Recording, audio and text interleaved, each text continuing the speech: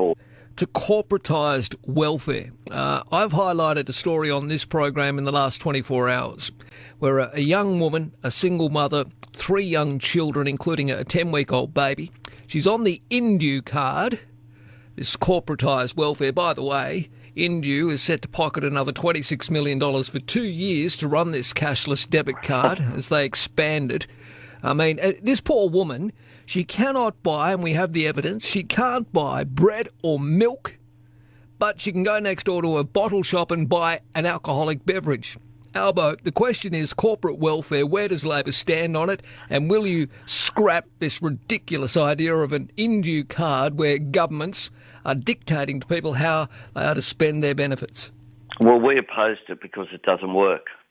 And all of the government's own studies and reports showed that it doesn't work also. There was a South Australian senator went into the Northern Territory and to conduct his own investigation, was able to buy grog with it, Rex Patrick. That's right, yeah. Look, the truth is that for some communities, a limited cashless card assisted some communities, particularly women, in remote communities who requested it effectively and wanted this to happen for their communities so that they were making sure that they were buying essentials for themselves and their kids. Yeah.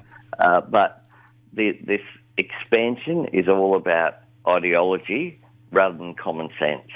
And for a political party that says it cares about individualism and the rights of the individual to seek to impose this on more and more people just defies its own evidence. But more than anything, why are we allowing a third party to dictate who is set to receive Australian taxpayer benefits? I mean, I've never come across anything in my life. I don't understand.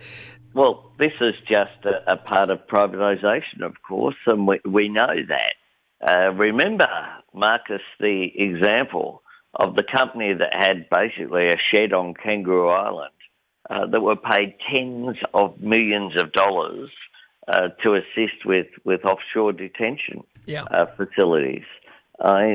Some of this is just extraordinary, and the connections with the Liberal Party and is just beyond belief, frankly. All right, and it's one of the reasons why, frankly, we need a National Integrity Commission. Well, true. Which actually oversees all of this, which will act as a handbrake on this activity. And I suspect it's one of the reasons why Scott Morrison promised it way back in 2018. Yep. We still haven't seen the legislation. So just to be clear, if elected, Labor would scrap the Indu card. Oh, absolutely. We think there's a role if communities are requesting a government-run system in terms of a cashless welfare card. So I don't want to say that it never has a role, because it did have a role.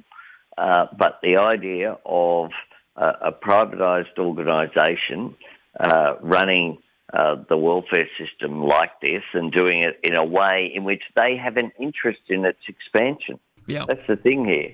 If you introduce the profit motive above what is the public interest, it's the public interest that's got to count here. And under Labor, that is precisely what we would do. All right. Now, often people from migrant